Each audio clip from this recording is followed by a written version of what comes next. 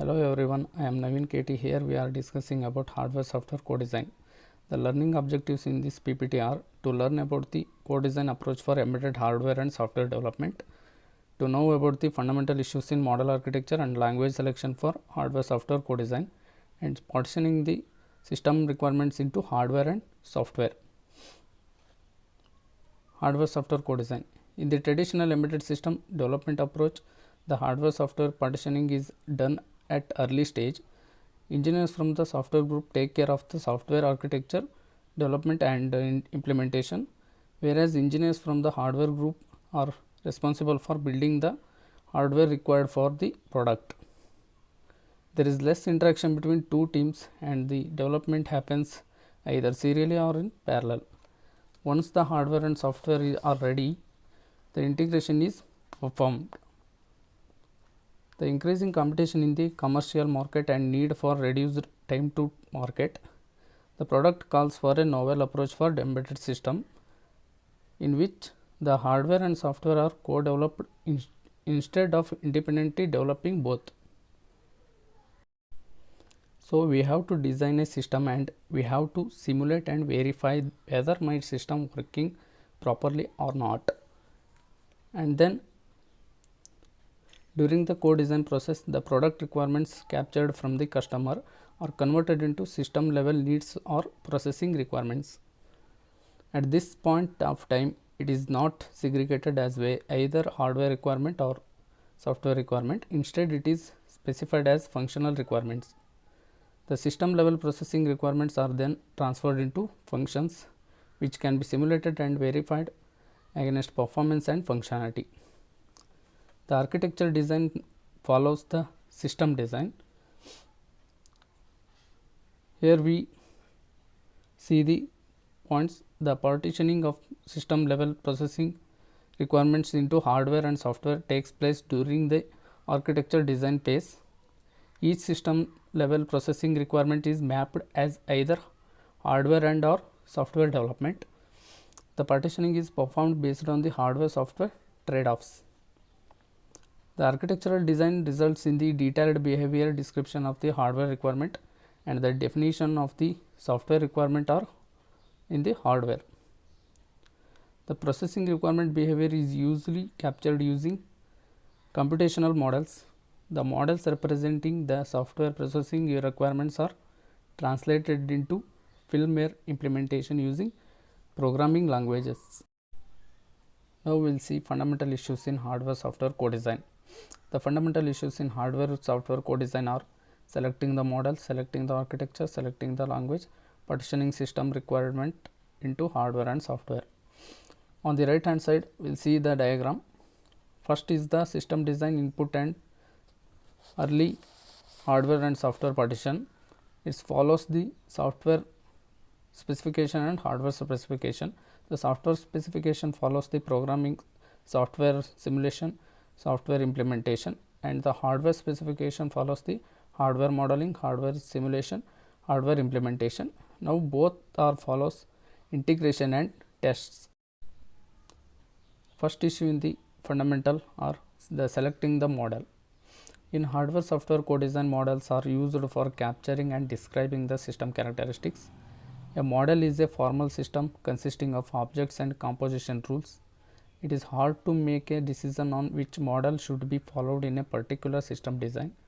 Most often, designers switch between a variety of models from the requirement specification to the implementation aspect of the system design. The reason being the objective varieties with each phase. For example, at the specification stage, only the functionality of the system is in focus and not the implementation information. When the design moves to the implementation aspect, the information about the system components is revealed and the designers has to switch to a model capable of capturing the system structure.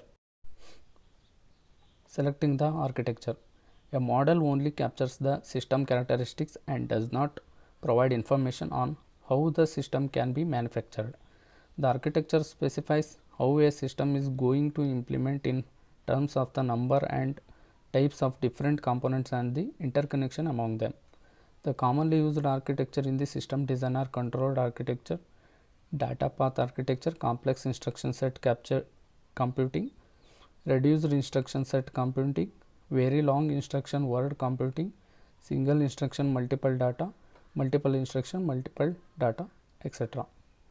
Some of them fall into application specific architecture class like control architecture, while other fall into either general purpose architecture class CICSC, RISC, nothing but CISC and RISC, or parallel processing class like VLIW, SIMD, MIMD. Very long instruction and computing, VLIW. Now we will see the diagram. Very long instruction word computing, and this is the flowchart of the VLIW. Very long instruction refers to the instruction set architecture designed to exploit instruction level parallelism, and it's also collection of instruction will be processes register file, and it's stored in temporary memory, and it also used to control the data. Using the load and store, it's using load and store, floating point add unit, integer arithmetic logic unit, branch unit. SIMD, MIMD, single instruction multiple data and multiple instruction multiple data, and this is the 4 flow chart of the SISD, MISD, SIMD and MIMD. In SISD, there is one instruction from instruction pool and there is a one data from data pool, and these two are given to the processing unit. And in MISD, there are two instruction and two processor unit are there, but the single data. In SIMD, there is single instruction and its processing with multiple data. The 4 data pool is coming to the processing unit. In MIMD, the data are consisting of 4 data from the instruction pool, taking 8 outputs and 8 processing unit. These are all the architecture of VLIW and the SIMD and MIMD. Fundamental issue in hardware software co-design. The controller architecture implements the finite stage machine model using a state register and 2 combinational circuit. The state register holds the present state and combinational circuit implement the logic for next state and output. The data path architecture is best suited for implementing the data flow graph model, where the output is generated as a result of a set of predefined computations on the input data. A data path represents a channel between input and output. The data path may contain registers, counters, register files, memories and ports along with high speed arithmetic unit. Ports connects the data path to multiple buses. Most of the time, the arithmetic units are connected in parallel with pipelining support for bringing high performance. The finite state machine data path architecture combines the controller architecture with data path architecture. It implements a control with data path. The controller generates the control input, whereas the data path processes the data. The data path contains 2 types: IO input output ports, out of which one acts as the control port for receiving sending the control signal from to the controller unit, and the second input output port interferes the data path with external world of our data input and data output. Normally the data path is implemented in a chip, and the input output pins of the chip acts as the data input output ports for the chip resident data path. The complex instruction set computing architecture uses an instruction set representing complex operation. The use of the single complex instruction in a place of multiple simple instruction greatly reduces the program memory access and program size requirements. However, it requires additional silicon for implementing microcode decoder for decoding the CISC instruction. The data path for the CISC processor is complex. The reduced instruction set computing RISC architecture uses instruction set representing simple operation. It requires the execution of multiple RISC instruction to perform a complex operation. The data path RISC architecture contains large register file and storing the operands and output. RISC instruction set is designed to operate on register. RISC architecture supports extensive pipelining. The very long instruction word VLIW. The architecture implements multiple functional unit in the data path. The VLIW instruction packages one standard instruction per functional unit of the data path. Parallel processing architecture implements multiple concurrent processing element, and each processing element may associate a data path containing register and local memory. In the single instruction multiple data and multiple instruction multiple data architecture are example for parallel processing architecture. In SIMD architecture, a single instruction is executed in parallel with the help of processing elements. The scheduling of the instruction execution and controlling of each PE is performed through a single controller. The SIMD architecture forms the basis of reconfigurable processor. In MIMD architecture, the processing elements execute different instruction at the given point of time. The MIMD architecture forms the basis of multi-processor system.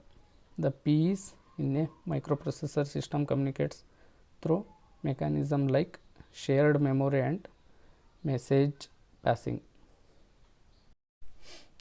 Okay, now the selecting the language. A programming language captures a computational model and maps into architecture. There is no hard and fast rule to specify this language should be used for capturing this model. A model can be captured using multiple programming languages like C, C++, C/Java, etc. for software implementation, and languages like VHDL, System C, Verilog, etc. for hardware implementation. On the other hand, a single language can be used for capturing variety of models. Certain languages are good in capturing certain computational model. For example, C++ is a good candidate for capturing an object-oriented model. The only prerequisite in selecting a programming language for capturing a model is that the language should capture the model easily. Now, the partitioning system requirements into hardware and software. From an implementation perspective, it may be possible to implement the system requirements in either hardware or software. Software means or firmware. It is a tough decision making task to figure out which one to opt. Various hardware software trade-offs are used for making a decision on the hardware software partitioning. Thank you.